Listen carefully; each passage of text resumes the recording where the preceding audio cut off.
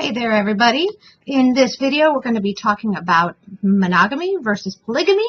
We're going to be looking at elephant seals, birds, turtles, and humans, talking about dimorphism, chemical, acoustical, and visual communication, language and honest signals, and deception. So get ready for another amazing biology lecture.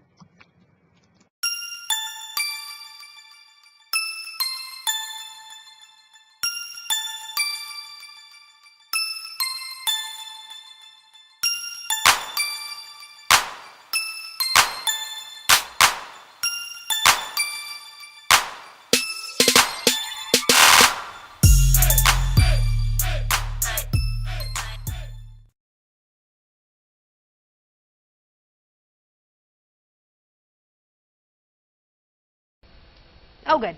So one parent invests more in caring for the offspring. So one of the things about elephant seals also is that because they're so huge, the pups are at a big disadvantage because if this giant male goes lumbering over top of you, he can smush the babies. So it's hard for the mothers to take care of the offspring.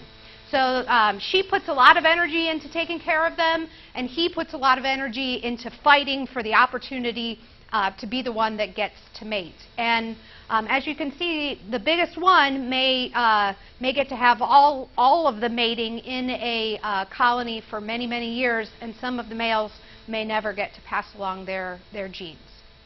And so body size in this case is an important clue to behavior. So we have a level of competition among the individuals. And so when you have really big males and smaller females, you tend to see more aggression that is occurring. Think of like, what have you heard about the bull elephants in Africa? If you have two males and they're fighting for the females, they are huge, they are loud, and they're much, much bigger than their female counterparts. So when you have two different sizes, this is an important clue to what they're going to act like when they go through these mating rituals. And so selection for larger and larger body size when competition is high. So among the elephant seals, there is a great amount of competition. So the bigger you are, the better you can fight off the other males. It's also almost impossible to distinguish males from females among 90% of bird species, and that's why they are monogamous. Because if the males and the females look exactly alike, there isn't going to be this fighting because they're going to be putting in the same amount of energy to raising the offspring and making sure that their genes are passed along. So in humans, men are often bigger than women. So that would tell you something about our evolutionary pressure as we have what's the word I'm looking for? So we've changed over the last 100,000 years. We know that males have been fighting for females. We haven't always been monogamous. And so this may tell us about evolutionary history. For a long time, humans were not monogamous, and many would have been polygamous. The biggest, baddest championship male would be getting all of the females.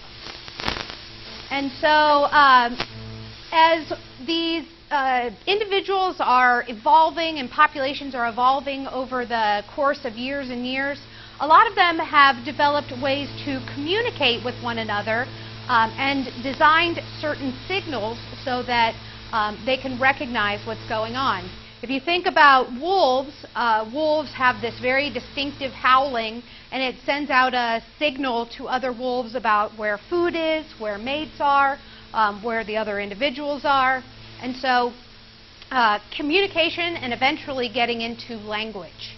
So we have some forms of communication that are not necessarily language or vocal. We have chemical communication.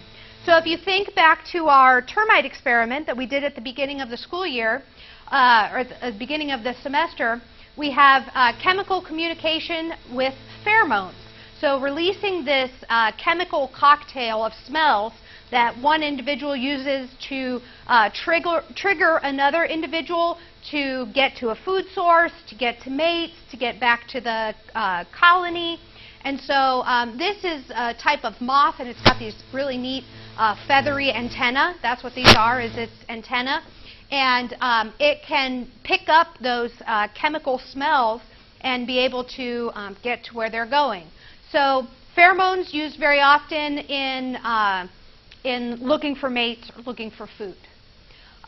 We have communication, where we have any action or signal on the part of one organism that alters the behavior of another.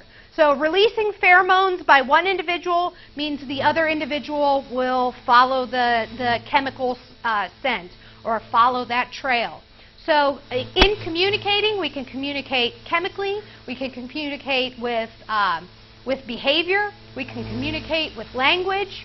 And so what types of animal behaviors require communication? Often it's finding mates and finding food. Finding territory is another one. What types of communication do animals use?